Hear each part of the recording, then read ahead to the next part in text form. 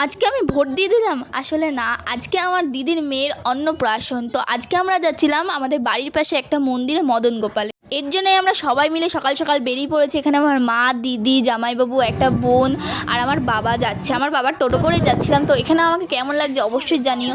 আর এখানে আমার জামাইবাবু আমার দিদির মেয়েকে কোলে নিয়ে নিল। আর এখানে আমরা সবাই পৌঁছে গেছি। এই যে এটা মন্দির, আর এখানে দেখো চুপচাপ বসে আছে, একদম কান্নার কোনো সিনই নেই।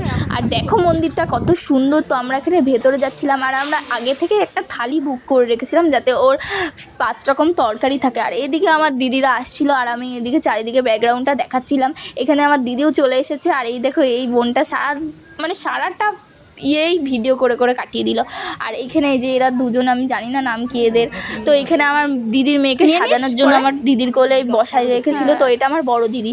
আর এইখানে পায়ের তোড়াটা ঠিক করে দিচ্ছিল। আসলে ওর পায়ের তোড়াটা অনেক বড়, তাই ওর বাবা একটা দড়ি দিয়ে পায়ের তোড়াটা বেঁধে রেখেছিল।